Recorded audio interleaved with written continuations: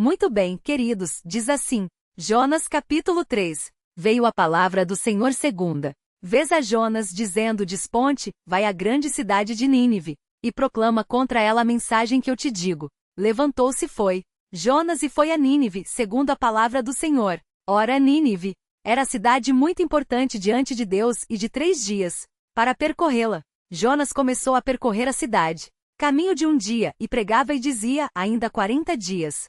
Nínive será subvertida. Os ninivitas creram em Deus, e proclamaram um jejum, e vestiram-se de panos de saco desde o maior até o menor. Chegou esta notícia ao rei de Nínive. Ele levantou-se do seu trono, tirou de si as vestes reais e cobriu-se de pano de saco e assentou-se sobre cinza. E fez proclamar e divulgar em Nínive por mandado do rei e seus grandes: nem homens, nem animais, nem bois, nem ovelhas provem coisa alguma, nem os bebem ao pasto, nem bebam água, mas sejam cobertos de pano de saco, tanto os homens como os animais. E clamarão fortemente a Deus, e se converterão cada um do seu mau caminho e da violência que há nas suas mãos. Quem sabe se voltará a Deus e se arrependerá, e se apartará do furor da sua ira, de sorte que não pereçamos. Viu Deus o que fizeram, como se converteram do seu mau caminho, e Deus se arrependeu do mal que tinha dito lhes faria e não o fez. Muito bem, meus irmãos, nós estudaremos essa noite, ou começaremos a estudar, como eu já disse, os versículos 5 a 10, que mostra o êxito que o profeta Jonas teve na pregação. Jonas pregou às ninivitas, ele relutou, fugiu, Deus o capturou ali por meio daquele submarino orgânico, aquele grande peixe. Então Jonas foi vomitado na praia. Foi chamado de novo e ele: ok, agora eu vou para Nínive. Ele foi e pregou em Nínive, mesmo que contrariado no primeiro momento. Ele foi e prega em Nínive, e o efeito da pregação dele é positivo. Ele é um dos profetas das Escrituras que mais teve o resultado positivo, o que mais teve um resultado satisfatório em termos humanos, em termos de ver o arrependimento, em termos de poder verificar que as pessoas atenderam à sua mensagem. Mas o profeta Jonas, como nós vamos ver nas próximas exposições, ele ainda é um profeta ranzinza. Ele é um profeta difícil de lidar. Mas o que eu quero mostrar para os irmãos nessa noite, ou começar a expor para os irmãos nessa noite, é o que esse texto nos ensina, os versículos 5 a 10. O que esses versículos nos ensinam a respeito do verdadeiro arrependimento. Esse texto é muito rico a respeito disso. Nós vamos estudá-lo de maneira detalhada, mas eu quero já de antemão apresentar aos irmãos qual vai ser a minha defesa. O que eu quero mostrar para os irmãos aqui no texto. Eu quero mostrar para os irmãos que Deus ouve o clamor do pecador arrependido. Deus ouve o clamor do pecador arrependido. Essa é a mensagem central aqui, que permeia os versículos 5 a 10. E nós vamos olhar não apenas para os ninivitas, mas também para o propósito que Jonas parece ter aqui de atingir os israelitas também, de maneira que essa verdade de que Deus ouve o clamor do pecador arrependido torna-se ainda maior e mais forte. Então eu quero mostrar isso para os irmãos na nossa caminhada aqui pelo texto. Eu quero mostrar isso para os irmãos, que Deus ouve o clamor do pecador arrependido, a partir de 4 ações que aparecem aqui no texto. 4 ações que caracterizam o verdadeiro arrependimento. Para ficar mais fácil de você decorar, são 4 CS, 4 letras C. Essas 4 ações começam com a letra C. 4 ações que caracterizam o verdadeiro arrependimento. Primeira ação, crer no juízo de Deus. Segunda ação, contristar-se pelo pecado. Terceira ação, converter-se do mal. E a quarta ação, clamar por misericórdia. São essas 4 ações então. Crer, contristar-se, converter-se e clamar. 4 ações que caracterizam, que marcam o verdadeiro arrependimento. E os irmãos vão me acompanhar.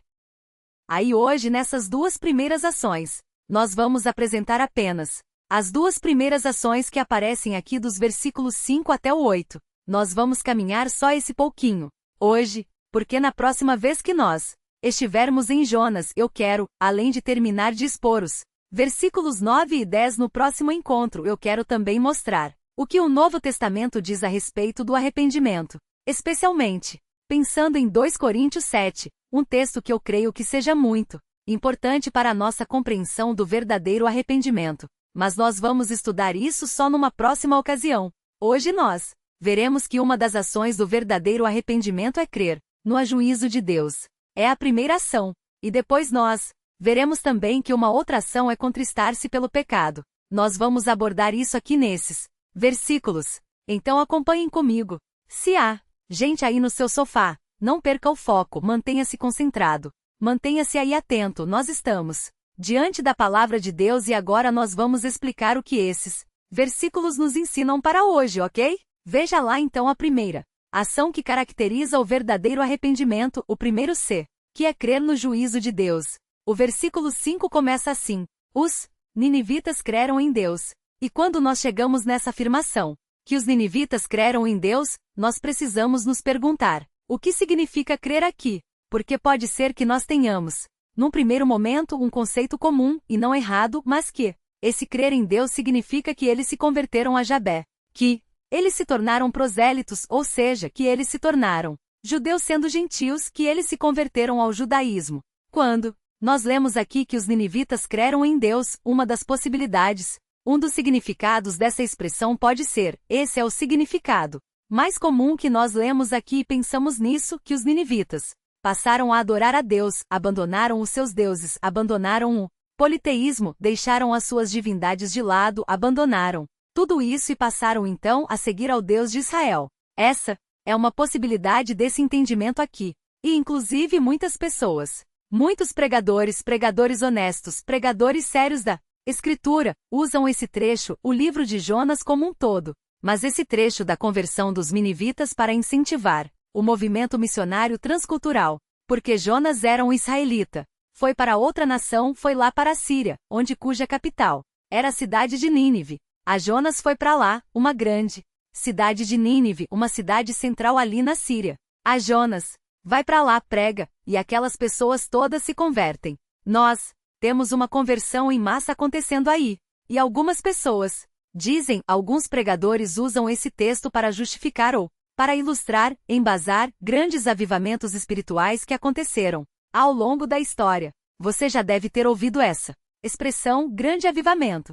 Isso aconteceu na Inglaterra. Isso aconteceu até na África, no país de Gales. Você tem vários lugares do mundo, Estados Unidos, onde ocorreram os chamados avivamentos, onde uma massa de pessoas se converte a Deus e então a sociedade é impactada por essa massa de crentes, a que começa a atuar no dia a dia e na sua vida normal. Então isso é chamado de grande avivamento. Existem alguns registros na história que utilizam essa terminologia, e nós percebemos que essa é uma possibilidade de entendermos que os ninivitas creram em Deus, mostrando aqui que Deus levou salvação para os não-judeus, o que é de fato um plano de Deus, já desde as primeiras páginas do Antigo Testamento, mostrando que a sua salvação se estenderia aos povos, às outras nações. Para Abraão, Deus disse: em ti serão benditas todas as famílias da terra. Então nós já temos ali uma sementinha dessa promessa de que os gentios, de alguma maneira, seriam beneficiados por isso. E nós vemos no Antigo Testamento isso acontecendo por meio de Lute, que era moabita. Nós vemos isso acontecendo por meio de Rabi, também, que não era uma israelita. Então nós temos, de fato, essa extensão da salvação para outros povos. E eles falam, esses pregadores falam, aqui nós temos a prova de que os ninivitas realmente foram salvos, porque o texto fala que eles creram em Deus. Pois bem, então o crer em Deus aqui está associado com esse arrependimento que eles tiveram e diz respeito à conversão deles ao Deus de Israel. Pois bem, essa é uma opção. Mas nós precisamos ser honestos e ver que o texto parece não se preocupar tanto em destacar se eles se tornaram adeptos do judaísmo, se eles abandonaram as suas divindades ou não. Por quê? Uma segunda opção parece que a palavra traduzida como crer, ela pode ter o sentido de dar crédito, de não ignorar. Então seria assim, os ninivitas creram em Deus no sentido de deram crédito a Deus ou acreditaram naquilo que eles ouviram, que foi a palavra proferida por Jonas no versículo anterior. Veja aí o versículo 4. De modo que esse crer aqui não significa conversão. Esse crer aqui significa dar crédito, significa ouvir, atentar-se, realmente abraçar aquilo. Então, diante da pregação de Jonas, daqui 40 dias, Nínive será subvertida, será destruída. Ok, eu creio que isso vai acontecer. Eu creio que a palavra desse homem aí vai acontecer. O que ele está falando é verdade. O que ele está falando vai se concretizar. Eles não ignoraram, os ninivitas não tamparam os ouvidos, não se fizeram de surdos para o que Jonas falava. Então, quando o texto fala que eles creram, parece que pode ser uma referência a crer no que Jonas havia pregado que Nínive seria destruída e que o povo precisava se arrepender dos seus maus caminhos, da sua violência, que foi o motivo pelo qual Jonas foi enviado para Nínive, para pregar contra a violência dos ninivitas. Então, dessa maneira, o crer aqui não está relacionado à conversão, mas está relacionado a uma mudança de atitude, a acreditar na mensagem que foi pregada por Jonas e a mudar a atitude, abandonar a violência e adotar uma outra postura. Mas o fato, meus irmãos, é que as duas posições são posições defensáveis aqui. As duas posições são posições que cabem perfeitamente aqui nesse texto. E parece que o texto, como eu já disse, não se preocupa em destacar ou enfatizar o que aconteceu na fé dos ninivitas no coração deles. Se eles realmente abandonaram seus deuses e seguiram a Deus, se eles simplesmente mudaram, ou simplesmente é um modo de falar, mas eles abandonaram seus caminhos perversos, sua maldade, sua violência e adotaram agora uma outra postura, se arrependendo do que eles fizeram. Então nós não temos subsídio textual para ir em uma direção ou em outra. Nós podemos aí ter preferências, mas o texto parece não se preocupar em enfatizar isso nessa passagem aqui. Agora, um detalhe importante. Vejam comigo. Vocês devem se lembrar que Jonas era um profeta israelita. Inclusive, ele era um profeta reconhecido ali no Reino do Norte e no Reino de Israel. Ele era um profeta com certa fama ali naquele meio. E nós precisamos ter em mente que o livro de Jonas não foi escrito para os ninivitas, para Israel, de maneira que quando os israelitas ouviam esse relato, de maneira que quando os israelitas viam, liam e ouviam a história de Jonas, eles deveriam ter alguma reação. Isso foi destinado ao povo de Deus e registro aqui foi destinado ao povo de Deus. Claro, isso pode mostrar, o livro de Jonas pode mostrar, como eu já disse, a extensão da salvação aos gentios, de maneira que o judeu não deveria ser alguém avesso a pregar as boas novas do Deus do Israel aos outros povos. Ok, nós podemos entender o livro de Jonas nesse sentido, mas se nós tivermos isso em mente, caminharmos com isso em mente de que o livro de Jonas é um registro que também deve produzir efeitos nos israelitas, nós podemos entender um pouco melhor o que esse relato da conversão ou do arrependimento da mudança de atitude dos ninivitas causaria nos israelitas. Veja só, nós sabemos que Jonas é um judeu da gema, é um israelita da gente. Jonas é um israelita roxo. Ele defende o seu país, o Reino do Norte, com unhas e dentes. Tanto que ele tem um sentimento patriótico tão forte, ele é um patriota tão roxo que ele se recusa a ir a uma nação pagã, inimiga de Israel, para levar uma mensagem de juízo e de possível arrependimento. Jonas se recusa a isso e foge, porque ele era extremamente patriótico. Mas os irmãos devem se lembrar que Jonas não era o único que tinha esse sentimento. Os israelitas também nutriam isso em algum grau, porque naquele momento da história, o Reino do Norte, sob o rei Jeroboão II, desfrutava de conquistas militares, os seus territórios tinham avançado. Eles desfrutavam de uma certa prosperidade econômica. Estava tudo caminhando bem no Reino do Norte. Então você tinha motivos para ser um patriota. E Jonas desfrutava desse sentimento. Também, Jonas tinha esse sentimento. E os seus conterrâneos desfrutavam disso também. Agora vejam, a questão é que não é apenas o patriotismo que torna Jonas e os israelitas ali que é comum entre os dois. O povo do norte, o povo do sul. Também o reino do sul de Judá, mas especialmente o reino do norte, sempre teve a sua vida marcada pela idolatria, pelo abandono de Deus, pela rejeição e especialmente pela rebeldia. Ainda que Jonas fosse um profeta temente a Deus, ainda que Jonas fosse realmente um servo do Senhor, não fosse um idólatra, ainda assim Jonas era rebelde. E nós vemos isso no relato do livro de Jonas. Que outro profeta você conhece que foge de uma ordem de Deus de maneira obstinada, de maneira rebelde, e acaba parando no ventre de um grande peixe? Só Jonas. Então nós vemos que Jonas leva sua rebeldia, sua obstinação, às últimas consequências. Mas essa não é uma característica da personalidade de Jonas. Parece que essa era uma característica do povo de Israel. Uma característica rebelde. Uma postura de obstinação, de não se curvar a Deus.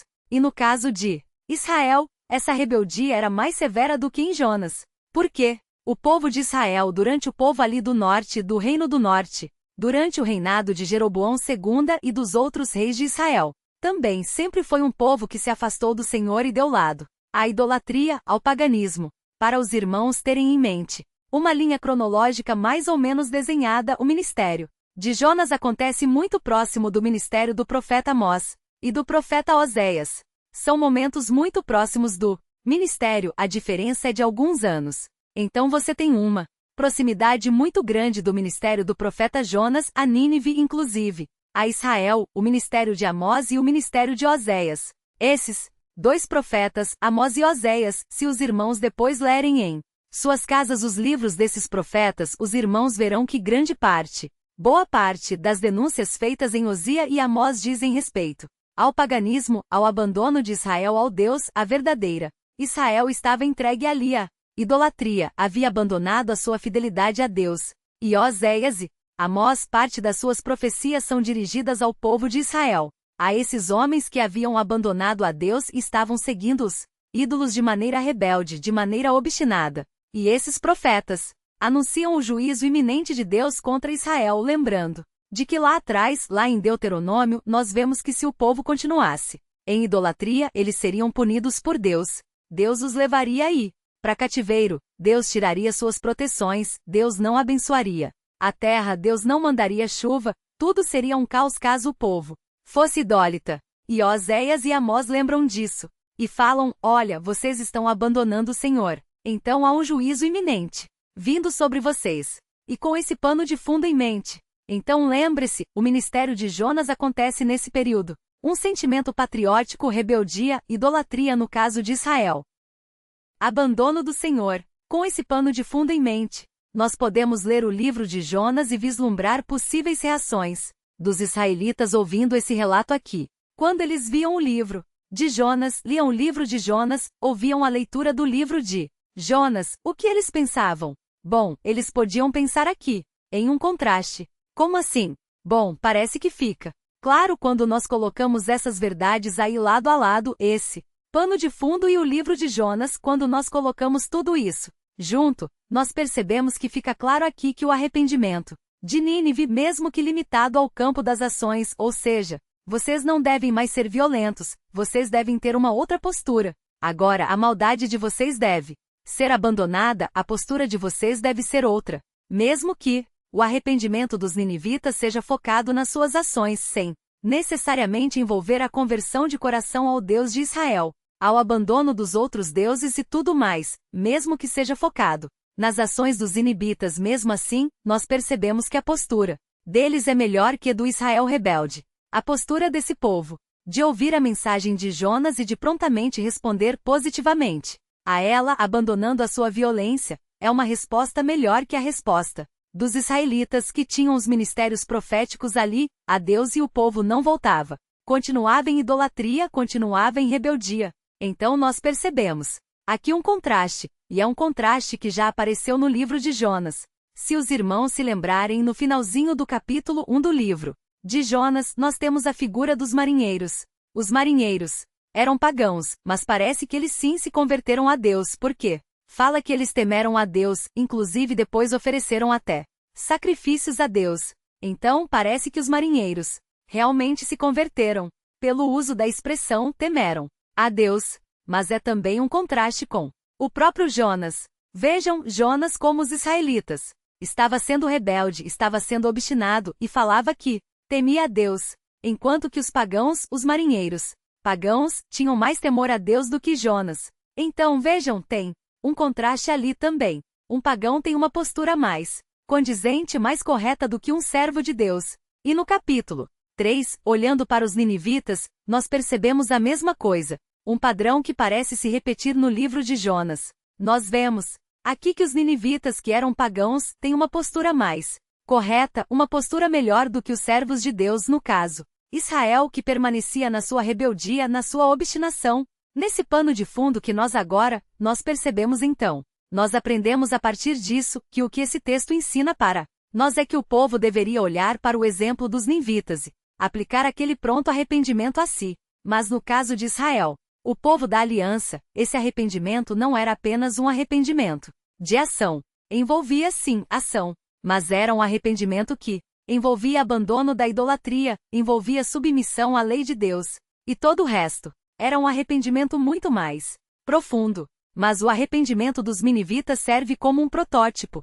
como uma miniatura os israelitas deveriam fazer, e caso eles se arrependessem, vejam só, nós estamos falando que Deus ouve o clamor do pecador arrependido. Deus ouviu o clamor dos ninivitas. Caso os israelitas ouvissem as admoestações, ouvissem aqui o exemplo dos ninivitas e abandonassem seus ídolos e voltassem a Deus, o que ia acontecer? Deus ia ouvir o clamor dos israelitas. Então vejam que parece que o propósito do livro de Jonas é maior do que simplesmente mostrar que Deus está alcançando pessoas de outras nações no tempo aqui do Antigo Testamento. Parece que há um objetivo também, de cutucar Israel e chamá-lo ao arrependimento para que Deus não traga o juízo iminente sobre o povo, para que Deus não traga o juízo prometido lá atrás, já em Deuteronômio, caso o povo continuasse rebelde e continuasse idólatra. E veja só que interessante. Essa persistência no erro parece que estava na mente de Jesus. Em Mateus capítulo 12, veja só Mateus capítulo 12, versículo 38. Veja como essa persistência no erro parece não ter sido algo exclusivo dos tempos de Jonas. O povo de Israel não ouvia as admoestações diferente dos ninivitas. Não ouvia as pregações e fazia de surdo as pregações dos profetas desde o tempo de Jonas, mas nos dias de Jesus isso também aconteceu. Veja o que diz Mateus capítulo 12, versículo 38. Veja só Mateus 12, 38. Então, alguns escribas e fariseus replicaram: Mestre, queremos ver de tua parte algum sinal. Ele, porém, respondeu: Uma geração má e adúltera pede um sinal, mas nenhum sinal lhe será dado, senão o do profeta Jonas. Porque assim como esteve Jonas 3 dias e 3 noites no ventre do grande peixe, assim o Filho do Homem estará 3 dias e 3 noites no coração da terra. Veja agora o versículo 41. Nós estamos falando que a teimosia, a persistência no erro, fazer-se surdo às exortações e admoestações, era a postura de Israel. E veja que isso continua nos dias de Jesus, agora aplicado às escribas e fariseus. Versículo 41. Ninivitas se levantarão no juízo com esta geração e a condenarão, porque se arrependeram com a pregação de Jonas. E eis aqui está quem é maior do que Jonas. Parece que Jesus de novo capta esse contraste. Ele fala: olha, os ninivitas creram em Jonas. Uma simples pregação de Jonas e os ninivitas creram. Agora está alguém aqui, diante de vocês, que é maior do que Jonas e vocês não creem. Os ninivitas pagãos, como são de outra nação, vão se levantar no dia do juízo e falar para vocês que vocês não creram. Não creram em alguém que é maior do que Jonas, vocês se fizeram de surdos, vocês não ouviram o juiz iminente que vinha, vocês não ouviram o chamado arrependimento. Os ninivitas ouviram. E aqui muitas pessoas usam esse texto de Mateus 12 para provar que os ninivitas se converteram. Mas não precisa ser esse o sentido aqui. O que Jesus está falando é dos ninivitas terem ouvido e se arrependido, terem dado crédito, ouvido o juiz iminente na boca de Jonas, vindo então agindo, tendo ações em conformidade com isso. Ao passo que os escribas e fariseus, aqui é exemplo dos israelitas de todo o Antigo Testamento quase, se mantêm em rebeldia, obstinação e se fazendo surdo ao chamado de Deus, ao arrependimento. E o que Jesus fala aqui é que, diante daquele pedido de sinal, nenhum outro sinal será dado, a não ser o sinal do profeta Jonas. E ele fala: está alguém aqui que é maior do que Jonas e vocês não creem. Vejam só que coisa curiosa, meus irmãos. Com poucas palavras, os ninivitas creram. O relato de Jonas 3, versículo 4, fala que a pregação de Jonas era simples. Daqui 40 dias Nínive será subvertida. Talvez tivesse um pouco mais de conteúdo essa pregação, mas o cerne dessa pregação era esse: 40 dias Nínive será destruída. Com uma simples pregação, uma nação inteira, uma cidade inteira, creu e se arrependeu e mudou a sua postura. Agora, diante dos sinais miraculosos, diante das pregações constantes de Jesus, dos milagres que Jesus fazia, os escribas e fariseus não criam na mensagem contra o Messias. Vejam este contraste. Poucas palavras em Nínive, grande resultado. Muitas ações e palavras nos dias de Jesus, os escribas e fariseus. Resultado nenhum. Eles não davam ouvidos ao que Jesus falava. Ele falava: está alguém aqui que é maior do que Jonas e vocês não me ouvam. E meus queridos, isso nos ensinava? Esse contraste nos ensinava? Nos ensina que não é a quantidade de palavras ou a insistência sem fim em falar o evangelho para alguém que pode levar a pessoa à conversão, ou mesmo a insistência de palavras para que uma pessoa mude de atitude que vai fazê-la mudar de atitude. Aquele ditado, né? Água bate até que fura, tanto bate até que fura. Isso não está na Bíblia. Isso não é bíblico. A persistência, a insistência nem sempre gera o efeito que nós esperamos, porque não é a quantidade da mensagem que faz com que ela seja aceita ou a insistência, a persistência da mensagem. É o conteúdo da mensagem. E muitas vezes nós somos tentados a imaginar que nos nossos familiares, quando nós estamos falando do evangelho a eles, ou fazendo com que eles mudem de vida, abandonem as suas práticas pecaminosas, quando nós estamos falando isso com eles, quanto mais nós falarmos, mais chance vai ter deles mudarem de vida, mudarem de caminhos. Meus queridos, o impacto não se dá pela quantidade, mas se dá pelo conteúdo. E isso é muito importante, meus irmãos, porque nós percebemos na Bíblia que existe um tempo para que as tentativas de evangelização, as tentativas de convencimento aconteçam. Nós vemos, por exemplo, que os ninivitas tinham um cronômetro, 40 dias, e o cronômetro rodou. E Jonas, nos primeiros dias ali, talvez no primeiro dia o cronômetro já tenha parado porque os ninivitas ouviram. Agora, muitas vezes, nós exortamos nossos irmãos e o cronômetro ali rodando. Exortamos nossos irmãos uma, exortamos nossos irmãos duas. Falamos do evangelho para o incrédulo uma vez, 2, 3, 4, 5, 6 e o cronômetro rodando. Mas nós sabemos que há uma hora que esse cronômetro para. Nós sabemos que há uma hora que nós chegamos no limite. Na disciplina bíblica, por exemplo, o limite são 3 vezes. Vá, Mateus 18, vá, você e teu irmão, fala com ele, você, se ele pegou contra você. Depois, se ele continuar, 2 ou 3.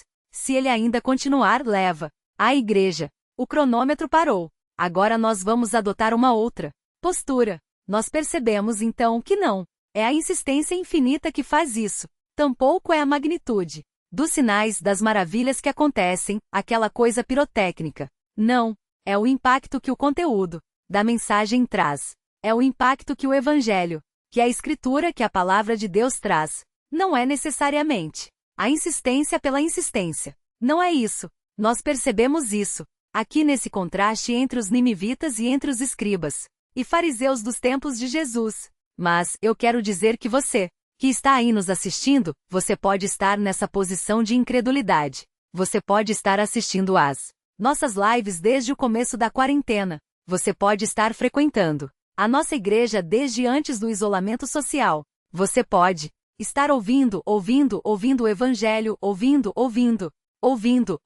e ainda não deu ouvidos às palavras ditas na escritura. Você ainda não atendeu ao chamado de Deus. Você está talvez como os escribas e fariseus. Você está ali se fazendo de surdo. Você está esperando que em algum momento ali você vai ser convencido por algo, um grande argumento, alguma coisa assim, por sinais e coisa e tal. Talvez essa seja a sua posição.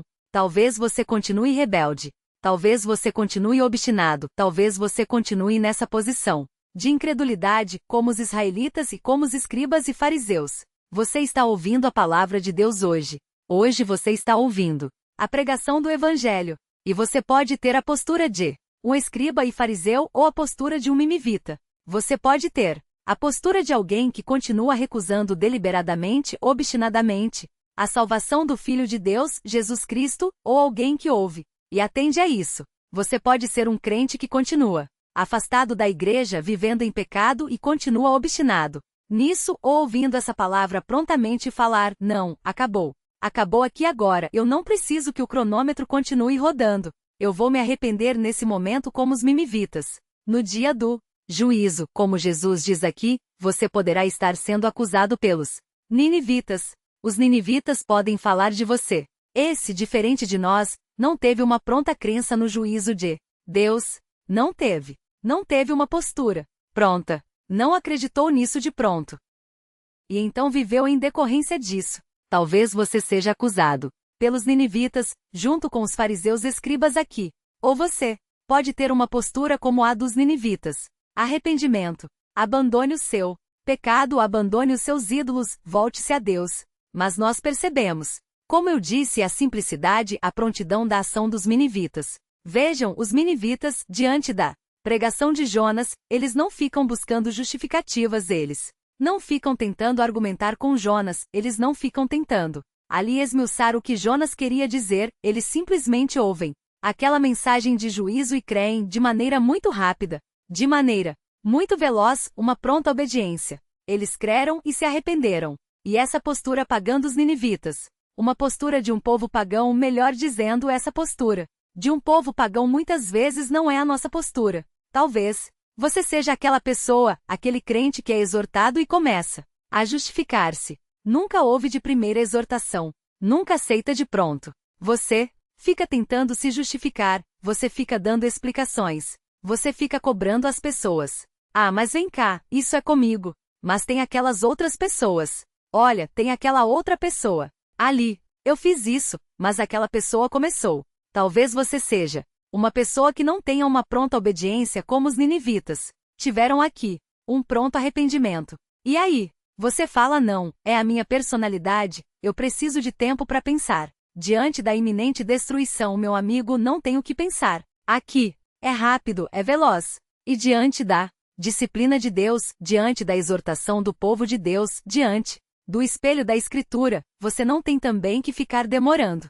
muito para pensar nada. Você não deve fazer isso. É uma pronta resposta, um pronto arrependimento. A exemplo dos Nínive. Portanto, então, meus queridos, olhando para esse pano de fundo que eu mencionei e olhando para o que os ninivitas fizeram e o que os israelitas deveriam fazer, nós confirmamos aquilo que estamos defendendo, aquilo que estamos falando, que o texto bíblico defende, que Deus ouve o clamor do pecador arrependido. Assim como Deus ouviu o clamor, o arrependimento dos ninivitas, Deus ouviria o clamor arrependido de Israel e Deus ouve ainda hoje o clamor arrependido de pecadores. Então é isso que nós estamos defendendo. Nós vimos que a primeira marca, a primeira ação que caracteriza o verdadeiro arrependimento, Jonas falou, iria acontecer e, então, viver de acordo com isso. É ouvir as admoestações, as exortações da palavra de Deus, o convite da palavra de Deus, e crer que isso vai acontecer. Esse é o primeiro passo, a primeira ação do arrependimento verdadeiro, de um arrependimento genuíno. Bom, e vamos caminhar então para o que vai ser o último ponto de hoje. Nós estamos falando que Deus ouve o clamor do pecador arrependido. Nós veremos, ao final dos nossos estudos desse parágrafo, 4 ações que caracterizam o verdadeiro arrependimento. Hoje nós só veremos 2. Já vimos uma e falta explicar mais uma agora com os irmãos. As outras 2 nós veremos numa próxima oportunidade. E nós já vimos que a primeira ação que caracteriza o verdadeiro arrependimento é a crer no juízo de Deus. Isso está aí no comecinho do versículo 5. E há uma segunda ação. Qual é? Essa segunda ação é contristar-se pelo pecado. É a contrição pelo pecado. Uma tristeza profunda pelo pecado. Um abatimento da alma pelo pecado. Veja como continua o texto, versículo 5, Jonas 3, 5. Os ninivitas creram em Deus e proclamaram um jejum, e vestiram-se de pano de saco desde o maior até o menor. Chegou esta notícia ao rei de Nínive. Ele levantou-se do seu trono, tirou de si as vestes reais e cobriu-se de pano de saco e assentou-se sobre cinza. E fez proclamar e divulgar em Nínive por mandado do rei e seus grandes, nem homens, nem animais, nem bois, nem ovelhas promovem coisa alguma, nem os levem ao pasto, nem bebam água. Mas sejam cobertos de pano de saco, tanto os homens como os animais, e clamarão fortemente a Deus. Veja aqui a contrição pelo pecado, essa segunda ação do arrependimento genuíno, contristar-se pelo pecado. O texto continua, e nós vemos, aí dos versículos 5 até a metade do versículo 8, nós percebemos quais ações o povo de Nínive tomou depois que eles creram na mensagem de juízo de Jonas, depois que eles viram que o juízo estava batendo a porta, que a destruição estava chegando à cidade. O que eles fizeram? O texto fala que eles decretaram todos, o texto fala do maior até o menor, e isso é uma expressão que abrange a totalidade da cidade. Os ricos, os pobres, os velhos, os novos, os homens, as mulheres, todos. A cidade toda, começando pelo povão que ouviu Jonas, decretou ali um jejum e se vestiu de pano de saco. Depois o rei se assenta sobre cinzas, além de fazer o jejum, e se vestiu de pano de saco. E você percebe algo até engraçado, que eu vou comentar daqui a pouco, que até os animais entraram nisso. Imagina aí você ter essa postura, aí na sua casa, e o seu cachorrinho, o seu gato, os seus animais aí, participando disso tudo com você. Você colocando a roupa de pano de saco nele, impedindo ele de comer. É uma cena engraçada. É uma cena com um tom irônico. Muito grande isso aqui. Então o pastor Thomas imagina o Bilbo colocando ali uma roupinha de pano de saco, não comendo, fazendo ali um jejum. Você fala, como pode ser isso? É o que acontece aqui. Mas o que significa tudo isso? O jejum, o pano de saco, assentar-se sobre a cinza? Bom, essas são expressões, queridos, comuns ao povo de Israel, mas que parecem ser comuns também nas nações ao redor de Israel. Talvez por uma influência da era dos patriarcas. Talvez por uma influência que venha lá de trás, onde o luto, a grande tristeza, era marcada por atos como esse, de fazer jejum, vestir-se com pano de saco. O pano de saco era uma roupa, feita com o pelo escuro, pelo preto do bode e da cabra. Era uma roupa desconfortável, que além de desconfortável, era também uma roupa usada pela ralé. Era uma roupa que era usada por quem não tinha recursos, porque justamente não era uma roupa confortável. Então, quando uma pessoa decidia voluntariamente colocar uma roupa como essa, esse pano de saco, não é porque a roupa parecia um saco, era feita com um tecido de sacola, não é isso? O pano de saco foi uma maneira de traduzirem a palavra para as línguas contemporâneas. É pano de sapo, mas era uma roupa então desconfortável, usada pelos mais pobres e que mostrava quando a pessoa usava. Isso voluntariamente mostrava que a pessoa estava em necessidade. Mostrava que a pessoa estava vendo a si mesma num estado de pobreza, não material, mas emocional. Um estado de pobreza até espiritual, no caso de arrependimento. Uma tristeza que mostrava sua dependência, algo externo a ela.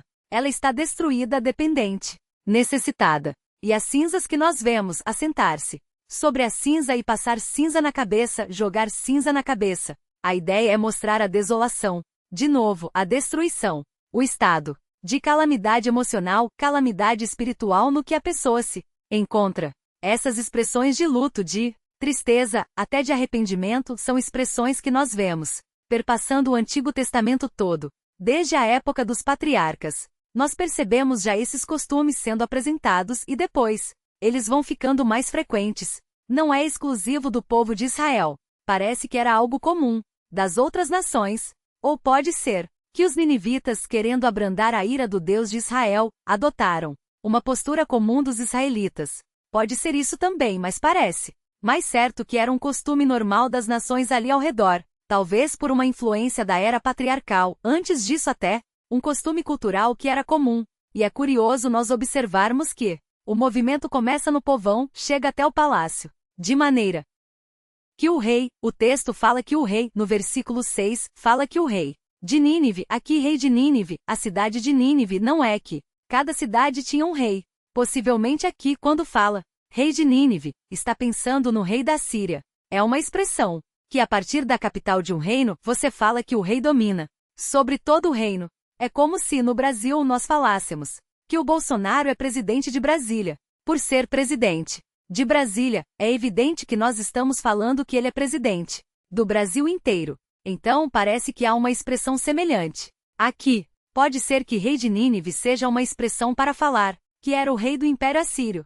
E os historiadores dizem aí que possivelmente aqui nesse período nós tenhamos ali o rei Assur-dan III. Esse pode ser o nome do rei citado aqui, desse governador ali do Império Assírio ali da época, que tinha uma sede na cidade de Nínive. Assur-dan III que exerceu aí o seu governo de 773 a 755 a.C. Possível que seja esse Assur-dan, esse seja o nome do rei aqui. Se você vai ter filho aí, daqui a um tempo já grava esse nome aí. Assur-dan, com SS Assur-dan III. Esse pode ser o nome do rei de Nínive, que Jonas menciona aqui. E os israelitas, que ouviam Jonas, ouviam o relato de Jonas, deveriam, como nós já dissemos, adotar a postura desse rei pagão também. O texto é muito claro ao mostrar que o rei tira as suas roupas reais, tira as suas vestes de glória, suas vestes pomposas, suas vestes confortáveis para colocar pano de saco, fazer jejum, se assentar sobre cinza.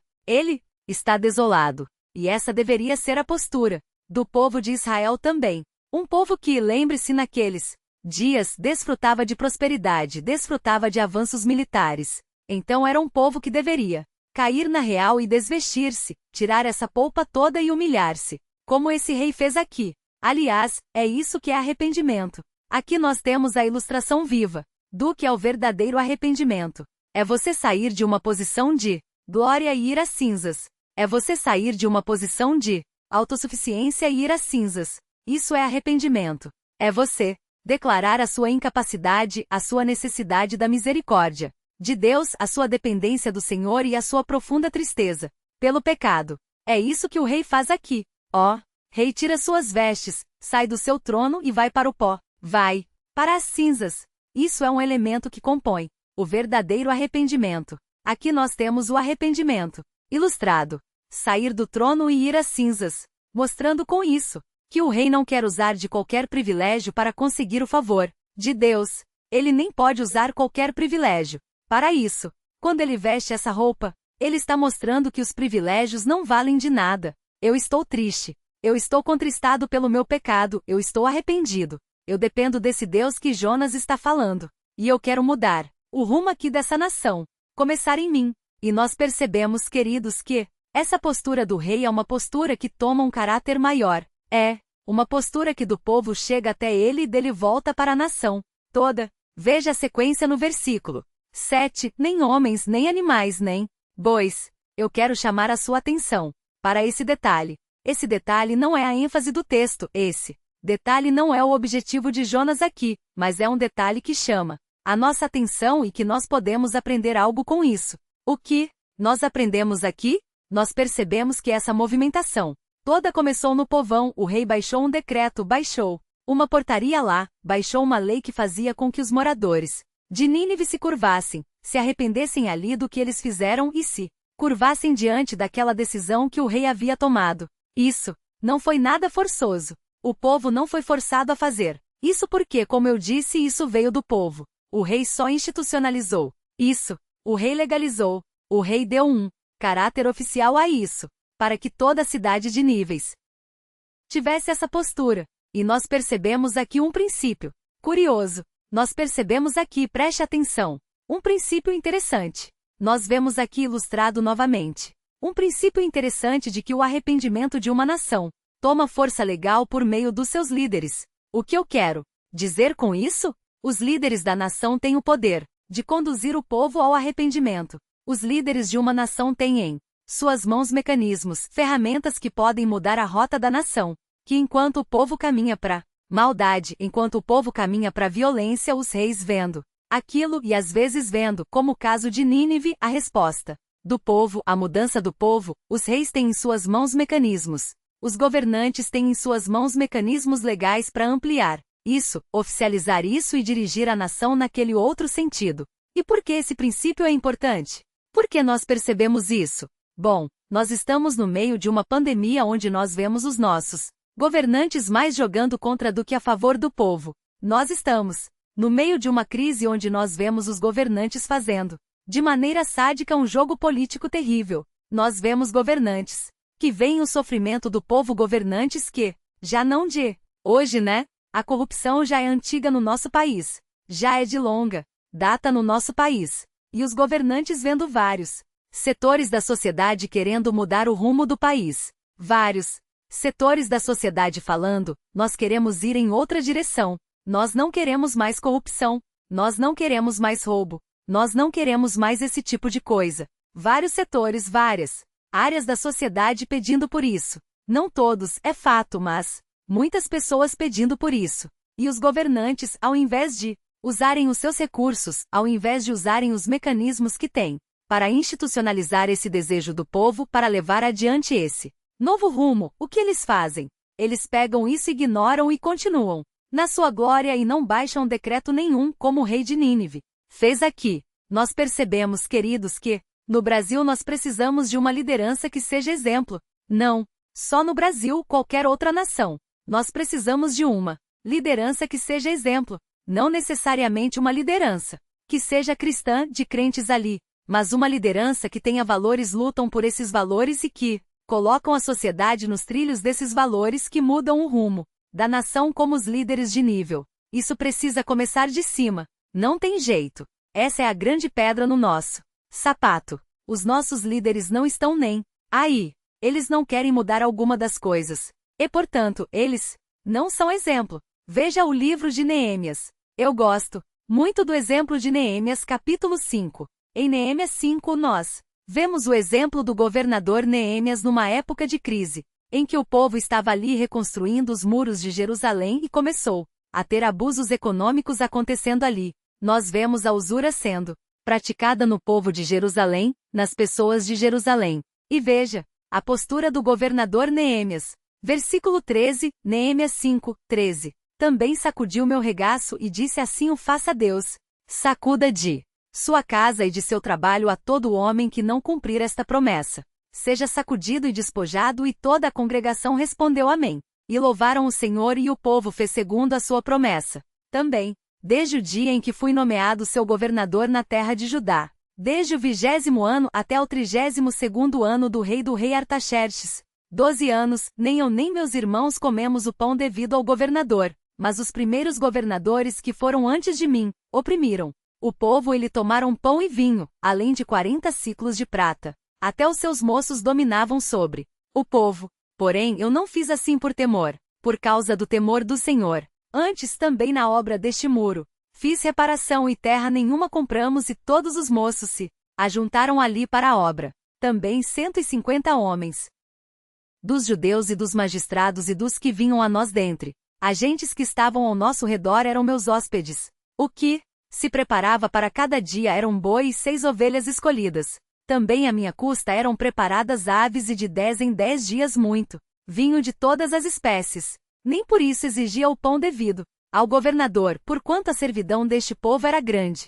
E a Neemias: ora, lembra-te de mim de tudo quanto fiz a este povo. Neemias mudou os rumos da cidade de Jerusalém a partir do seu exemplo. E ele decretou: olha, vai ser feito desse jeito. Os líderes são ministros de Deus, que têm essa autoridade. Nós precisamos orar pelos nossos líderes queridos. Nós precisamos orar pelas nossas autoridades para que elas tenham o pronto arrependimento dos ninivitas, para que as nossas autoridades tenham a postura, a moral de Neemias, para que nós tenhamos templos de paz, para que nós vejamos o nosso país indo para outro rumo, como aconteceu com os nenevitas, e nós não caminhemos para a destruição iminente. E o texto, pelo menos hoje aqui, para nós, termina falando que no decreto do rei, junto desse jejum dos homens, havia ali os animais também. O texto fala: por mandado do rei e de seus grandes, nem homens nem animais, nem bois nem ovelhas provem coisa alguma, nem os levem ao pasto, nem bebam água, mas sejam cobertos de pano de saco, tanto os homens como os animais. Você vai falar: nossa, mas o que aconteceu aqui? Essa cena é uma cena curiosa. Essa cena é uma cena engraçada de se imaginar, num certo sentido. É claro que o fato de nós vermos o povo todo se contristando pelo pecado e realmente se arrependendo, e querendo expressar isso nos seus animais, colocando aí roupas de pano de saco e tudo mais, nós percebemos a severidade com que os ninivitas estavam comprometidos, ou a força com que eles estavam comprometidos nesse arrependimento. Tanto que o texto fala que eles não deveriam nem provar água. O jejum, naqueles dias, envolvia comida, mas você podia beber a água. Mas eles falam: nem água nós vamos beber, nem água, nem nós, nem nossos animais. Ninguém vai beber sequer água. Mostrando a seriedade com a qual eles estavam encarando aquele arrependimento, com a qual eles estavam encarando aquela situação. Eles estavam levando isso muito a sério. De maneira que os animais participarem disso pode ser uma expressão desse comprometimento completo. Ou seja, nós não queremos que nenhuma área da nossa vida esteja fora dessa mudança de atitude. Nós não queremos que nenhum milímetro da nossa vida esteja fora desse novo rumo que estamos tomando, dessa nossa nova posição, dessa nossa nova mentalidade. Nós queremos que tudo, absolutamente tudo, inclusive os nossos animais, participem disso. E isso ilustra uma verdade interessante. Isso ilustra para nós que, assim como os ninivitas, se é isso que essa menção dos animais significa, assim como os ninivitas, nós não podemos ser seletivos nas áreas nas quais nós nos arrependemos ou nos nossos arrependimentos. Nós não podemos selecionar áreas do tipo assim: ah, eu me arrependo desse pecado, então eu vou parar de fazer isso, mas isso aqui, eu não vou parar. Ó, essa área da minha vida pode mudar, mas aquela área não pode mudar. Olha, eu estou comprometido a não fornicar mais com a minha namorada, a não consumir pornografia, a não mentir. Mas isso não quer dizer que eu não vá ser negligente com a minha vida devocional. Isso não quer dizer que eu vou ter uma vida de oração mais ativa. Ou seja, eu estou selecionando áreas com as quais eu vou lidar e me arrepender e abandonar o meu pecado e adotar outra postura. Nós não podemos ser seletivos. Essa totalidade, essa possível totalidade aqui nos lembra disso. O arrependimento é um arrependimento absoluto. Tudo que está debaixo da sua autoridade, tudo que está debaixo do seu cuidado, tudo que diz respeito à sua vida deve estar sob a ótica do arrependimento. Mas pode ser também que a menção aqui aos animais seja um exagero. Como assim um exagero? Um exagero real. Essa cena aconteceu. Mas vocês devem se lembrar que o livro de Jonas trata de algumas cenas exageradas ou irônicas até um pouco. Você tem um grande peixe, um exagero, engolindo Jonas. Você tem uma grande cidade a qual um homem prega. Você tem episódios em que a criação obedece a Deus, mas o servo de Deus não. O mar obedece a Deus. O peixe obedece a Deus, a planta obedece a Deus, o verme obedece a Deus, mas o servo de Deus não. Então esses contrastes são exagerados. São contrastes irônicos até. E pode ser que aqui haja uma menção irônica, pode ser que uma sátira aqui, falando como que é assim, prestem atenção. Veja, até os animais participam desse arrependimento, mas o meu povo Israel não se arrepende. Até os animais, os ninivitas e até seus animais se arrependeram. Até os seus animais que não têm consciência, que não têm ideia do que está acontecendo, tiveram uma postura mais correta que os israelitas. É claro que aqui, usando de um exagero, de uma ilustração viva para mostrar o grau de obstinação em Israel. E isso não seria novidade no relato bíblico. Se os irmãos olharem rapidamente, é o último texto que nós leremos hoje. Se os irmãos olharem Isaías, os irmãos perceberão como o reino animal, como os animais, podem ser colocados em contraste com o homem para mostrar a sua rebeldia, a sua obstinação. Veja Isaías 1, versículo 3. O boi conhece o seu possuidor, e o jumento o dono da sua manjedoura. Mas Israel não tem conhecimento.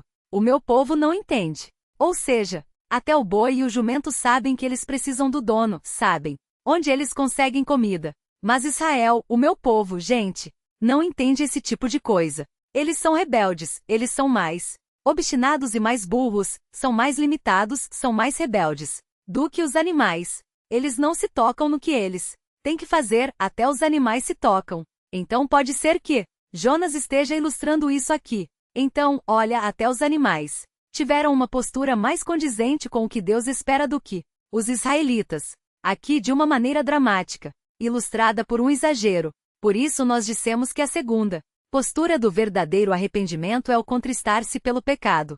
Meus queridos, nós não podemos banalizar a severidade do pecado, tampouco banalizar o arrependimento. Quando nós pecamos, nós precisamos ser como Davi no Salmo 51.